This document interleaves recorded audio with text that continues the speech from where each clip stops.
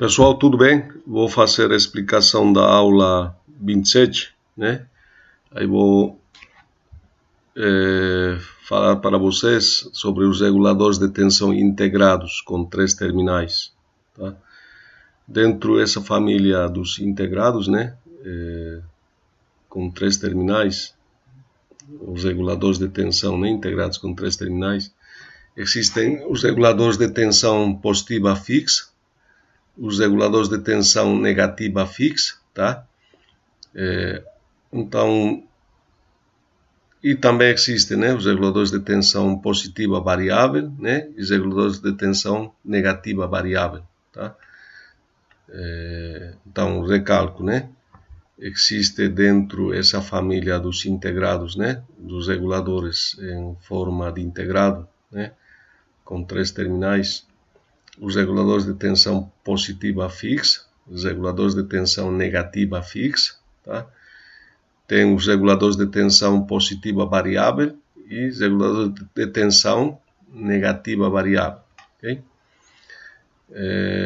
Aqui vou começar explicando para vocês, né, os reguladores de tensão positiva fixa, né? Esses reguladores conseguem, né, na saída uma tensão fixa, tá? Uma tensão fixa, não tem como variar, né, a tensão de saída, tá? E daí vem o nome de fixa, certo? Aqui na entrada, né, vai ter um capacitor filtro, certo? Um capacitor de entrada.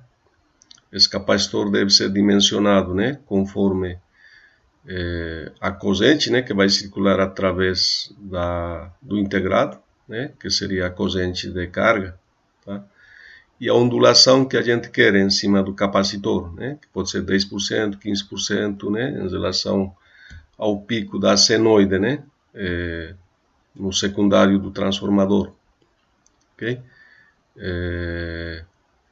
Então aqui nós temos a entrada do integrado, né, certo? É simbolizado com IN, a saída, out e o GND, tá?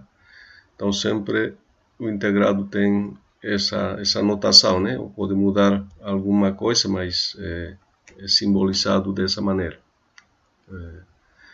Outra questão importante, inclusive vou explicar um pouquinho mais para frente, que os fabricantes desses integrados indicam que a tensão de entrada ela deve ser maior, né, em relação à tensão de saída, em pelo menos 3 volts, tá? Esse valor 3 volts maior, né, em relação à saída, deve ser entre o zero e o mínimo da ondulação, tá? Entre o mínimo da ondulação, certo? Caso não aconteça isso, né, então essa ondulação pode aparecer na saída, tá? Então o integrado, né, o regulador, ele não opera adequadamente. Esses integrados têm suas limitações, né, de tensão e de corrente. A gente não pode desenvolver uma fonte linear, por exemplo, né, de 10 amperes, né, com ele. Ele vai máximo até 1 ampere, 1 ampere e meio, tá? Então temos que olhar o catálogo do componente. Aqui nós temos ilustrado, né, a fonte linear, né, tensão positiva fixa, usando o 7812, né? Então implica que a tensão de saída é 12 volts, né? Tensão fixa 12 volts. E a entrada, né, entre o zero e o mínimo da ondulação deve ser pelo menos 15 volts, né? Como falei anteriormente, 15 volts. Então eu tenho que escolher, né, um transformador que proporcione essa tensão, né? Pode ser acima, né? Pode ser 16 volts, 17, 18, né? Pode ser acima, mas minimamente, né, tem que aparecer 3 volts acima da saída, tá? Minimamente, ok? Esse capacitor deve ser dimensionado, né? Conhecendo a corrente, né? Corrente de carga e a ondulação, tá? Que a gente quer, né? Em cima desse capacitor.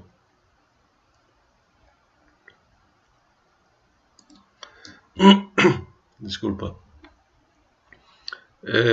Dentro dos reguladores de tensão positiva fixa, nós temos essa série, né?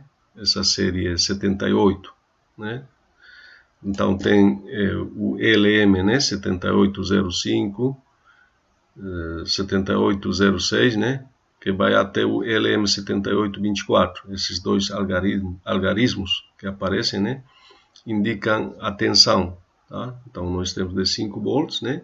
6, 8, 10, 12, 15, 18 até 24. Então, essa tensão de saída do integrado é fixa, tá? Fixa. Okay? O mais comum assim na prática, né, é desenvolver fontes de 5 volts, né, 15 e 24. 5, 12, 15, 24. Nada impede, né, fazer com extensões também. Aqui a tensão de entrada, né, recomendada, como falei para vocês, né, entre 0 e o mínimo da ondulação, né, deve apresentar esses valores para que ele opere adequadamente. Ok? Então, esse aqui é o valor mínimo, né, pode ser acima desse valor, tá? Esse é aqui o valor mínimo para que opere adequadamente. Aqui nós temos o mesmo circuito anterior, né, só em forma de exemplo, né? Aqui temos o transformador, né, isolador, com o secundário que apresenta essa derivação central, né? Em cima de cada isolamento aparece 18 volts, né, RMS. Então o pico da senoide vai ser 18 vezes raiz de 2, né? Tá? Então aqui temos o GND, certo? Aqui, né, é um retificador de onda completa, né, com 2 diodos. Capacitor filtro, né, de entrada. Esse capacitor deve ser cuidadosamente dimensionado, né, porque ele vai proporcionar uma tensão com baixa ondulação, né, baixa ondulação. Tá? Essa ondulação, né, adoptada normalmente em torno de 10 a 15%, né, em relação à tensão que aparece aqui no secundário do transformador. Aqui a entrada, a saída, né, e o GND. Esse capacitor de saída, assim, às vezes tem circuito, né, que apresenta só um cerâmico, né, às vezes apresenta um eletrolítico. Aqui, por exemplo, né, pelo valor indicado, né, que seria 10 nano, né, é um capacitor cerâmico, tá? Cerâmico multicamada. Mas na prática coloca-se também capacitor eletrolítico, né? Esse eletrolítico pode ser de 10 micro até 100 microfarads, né? Por que colocar um capacitor eletrolítico? Não sempre a fonte, né, alimenta uma carga resistiva pura, né? Às vezes alimenta um driver, né? Um driver de um MOSFET, por exemplo, né? Um MOSFET, então esse driver ele exige picos de corrente de curta duração, né? Picos abruptos. Então, quando tiver, né, esses picos abruptos de curta duração, ao invés de drenar essa corrente, né, desde o capacitor, né, que está na entrada e circular a corrente pelo integrado, drena-se desse capacitor, né, que está mais próximo à carga, né. Então, isso aí alivia um pouco as perdas, né, que ocorrem, né, nesse integrado. Tá? Então, eu normalmente quando faço fonte, né, usando o integrado, sempre chego a associar, né, eletrolítico com cerâmico. Tá? Esse cerâmico, né, assim, muito utilizado é 100 nanofarads, 100 nanofarads, tá? Então, eu usaria, né, pelo menos 10 microfarads em paralelo com 100 nanofarads, tá? Para desenvolver a fonte. O integrado tem encapsulamento TO220, né? Essa parte é metal, certo? É metálico. Esse furo, né, acontece no metal, então é necessário colocar, né, um isolante, normalmente mica, né, ou algum silicone, né, especial para isolar, tá? E também esse furo deve ser isolado. Utilizar uma bucha, né, tem buchas para comprar, Então o parafuso deve ser isolado, né? Isolado, tá? Para evitar que exista contato, né? Elétrico entre o dissipador e o componente, né? Então deve ser totalmente isolado. Aqui a pinagem, né? Os 3 pinos, entrada, saída e o pino GND. Tá? Então sempre ler com calma, né? Com calma os detalhes, né? As especificações do componente, os cuidados que se deve ter, né? O fabricante vai também apresentar as notas de aplicação do integrado. Okay? Dentro, como indiquei no início, né, dentro dos reguladores de tensão, também tem de tensão negativa fixa, tá? Porque às vezes, né, a gente precisa uma fonte, né, simétrica, né, para alimentar principalmente amplificadores operacionais, né, que pode ser mais 12, menos 12, né? Então eu utilizo um integrado, né, dessa série 79. Tá? O positivo é o 78 e tem a série 79, tá?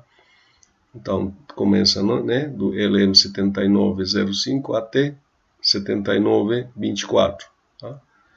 Então aqui, né, os valores negativos, menos 5, que vai até menos 24, tá? Da mesma maneira, né, como com os integrados que geram tensão positiva, é necessário proporcionar uma tensão maior na entrada, tá? Maior, em pelo menos 3 volts, né? Implica a mínima, né, de entrada deve ser nesses valores, tá? Pode ser maior, né? Por exemplo, para gerar menos 5, posso aplicar aqui menos 10, né? Menos 10, então eu consigo ter uma boa regulação. Tá?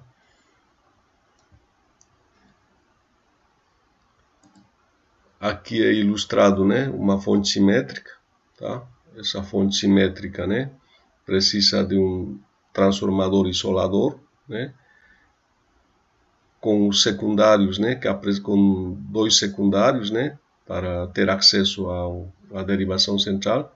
Essa derivação central é o GND, tá? GND. Aí entre os extremos, né, dos terminais aqui do secundário do transformador, coloca-se uma ponte, né? Uma ponte de diodos, né? Aquela ponte com 4 diodos, tá?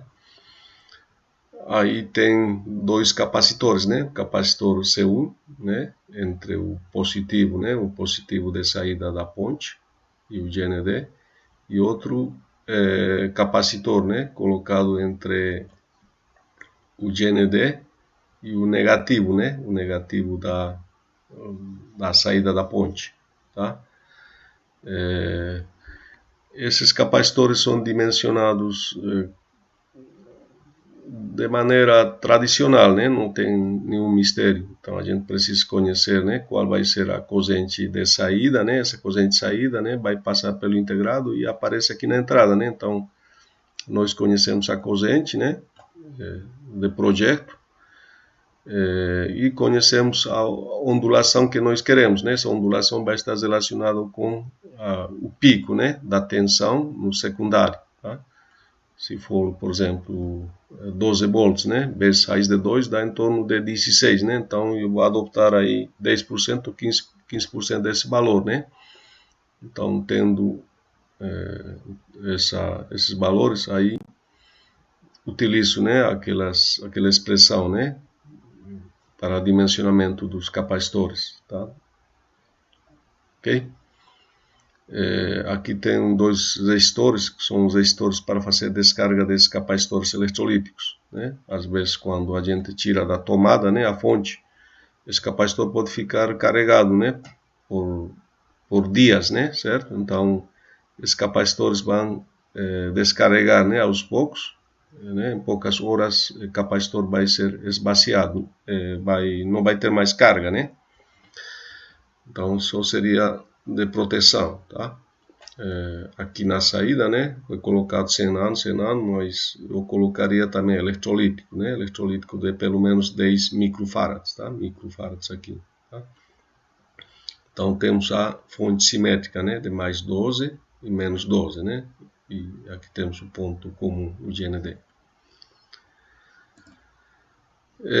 Agora vou falar dos reguladores de tensão positiva, né, ajustável. Tem os reguladores de tensão negativa ajustável, tá? Lamentavelmente aqui nas transparências não está o regulador de tensão negativa ajustável, mas pelo menos vou dar o código dele, tá? Vamos começar com, então, o regulador de tensão positiva ajustável. Então, aqui a saída, né, sempre vai ser positiva, usando esse LM317, tá? Né? Aqui a entrada, tá? Entrada, né? Tem a pinagem, né? Tem também 3 pinos, entrada, saída e esse ADG, né? ADG, por onde sai uma corrente na ordem de microamperes, tá? Como indica aqui embaixo, 100 microamperes. E a referência, né? Essa referência é nesse valor de 1.25, tá? Então o fabricante, né, do chip, ele apresenta essa expressão, né, que relaciona a tensão de saída. Então a tensão de saída, ela depende, né, desses dois resistores, R1 e R2, tá? R1 e R2, essa tensão de referência, né, essa corrente ADG, tá? Então, mexendo, né, normalmente a tensão de saída é ajustável, né? A gente pode ajustar, como o fabricante indica, né, entre 1.2 até 37 volts, né? Então, utiliza-se um potenciômetro, né, para variar essa resistência, certo? Essa resistência.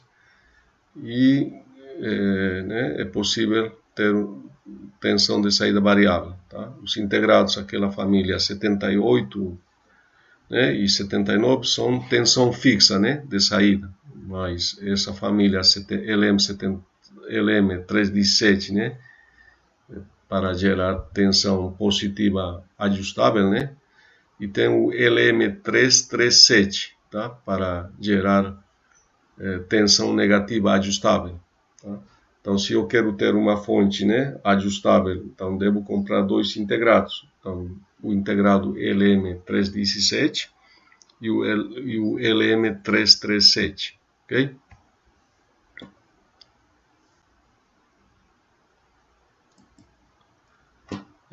Aqui mostra, né, a aplicação do LM317, né? Aqui temos o R1, R2, né, em princípio, tá? E depois aparecem componentes adicionais, né, em torno do LM317, tá? Esses componentes são as recomendações do fabricante, né? Às vezes o fabricante ele não explica, mas a gente tem que colocar, tá? Não tem que discutir, né? Discutir. Então não tem explicação, mas é bom colocar, tá? Por algum motivo, né? O fabricante colocou nas notas de aplicação do integrado, né? Certo? Então ele deve ter a motivação, né?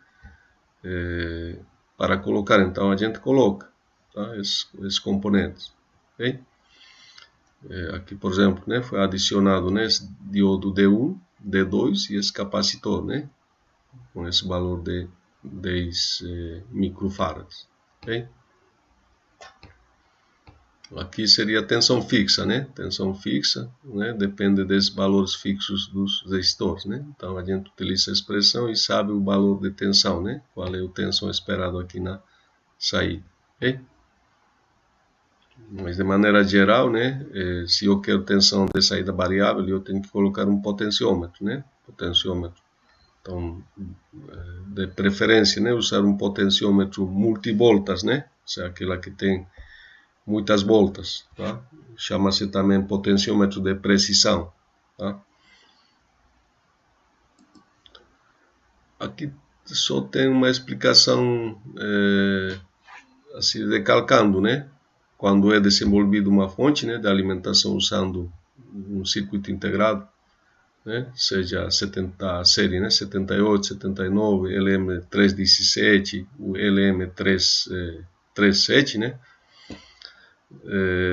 Então, o projetista, né, deve baixar da internet, né, o catálogo do integrado, né, e ler, né, de início a fim, ver as limitações, né, as recomendações sobre esse integrado, ok?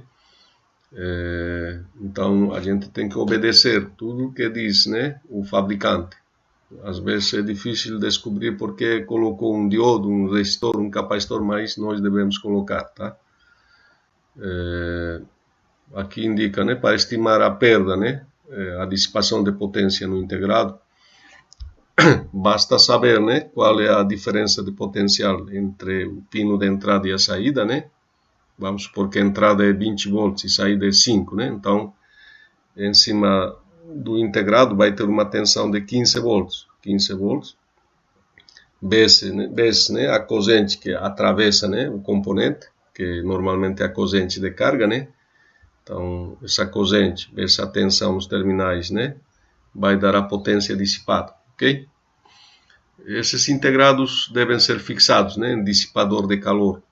Né? Tem dissipadores pequenos, aletados, né? Tá? Então a gente tem que fixar, comprar uma mica, né? Uma bucha, um parafuso. Então deve ser fixado adequadamente. Aqui temos uma ilustração de uma fonte simétrica, né? Usando os reguladores de tensão ajustáveis, né? Aqui seria o positivo, né? Por exemplo, o LM317 e aqui seria o LM337, né? Tá? Aqui só descrevendo, né? Assim, de maneira geral, aqui vai ter as duas bobinas, né? Do transformador isolador, tá? A derivação central, os capacitores, né? Capacitores filtro, certo? Os capacitores filtro. Aqui, às vezes, o pessoal coloca capacitores cerâmicos, né? De 100 nanofarads. O cerâmico ele apresenta uma baixa impedância, né? Às vezes a zuideira gerada de modo comum no circuito, principalmente quando tiver algum chaveamento, né? Em alta frequência, vai fazer laço, né? Através desses capacitores e não causam tanto problema assim em outros circuitos, né? Porque às vezes tem circuitos bem complexos, né? Circuitos de monitoramento, circuitos supervisórios, né? Então pode causar alguma falha, né? Uma operação indevida. Então para evitar isso, né? Coloca-se esses capacitores cerâmicos. Tá? Aqui na saída, né? Nós temos também misturado, né? Eletrolítico com cerâmico, né? Eletrolítico cerâmico. Tá? Esses resistor R1, né? Junto com esse resistor, é para ajustar a tensão, né? De saída. Tá? Para ajustar a tensão de saída. Tá? Aqui temos os diodos, né? Que vêm das recomendações do fabricante. Né? Normalmente, recomendação do fabricante. E alguns outros componentes, né? Aqui, exatamente, eu não cheguei a descrever essa circuitaria aqui. Então, é necessário, em princípio, né, um resistor fixo e um resistor, um potenciômetro, né, para variar a tensão de saída. Tá? Aqui na saída aparecem os circuitos de sinalização, né, do nível de tensão. Tá? Associa-se um LED, né, pode ser verde, vermelho, com resistor em série, né, certo? Então tem que simular e fazer análise mais cuidadosa, né, do circuito. Mas assim, a grosso modo, né, dá para ter uma ideia como se utiliza, né, os integrados. Tá?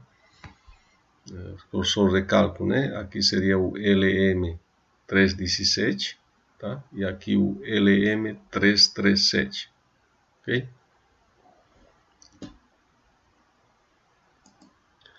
Bom, seria isso, pessoal, né, falando de integrados, né, dos reguladores de tensão, né, integrados. Esses integrados, né, vêm sempre com 3 terminais. Aí tem que fazer uma pesquisa, né, adicional. Provavelmente hoje em dia, né, tem reguladores com menores tensões de saída, né, porque os processadores hoje em dia, né, já operam com tensões de 1.67, 3.3 volts, né? Então é necessário fazer pesquisa, tá?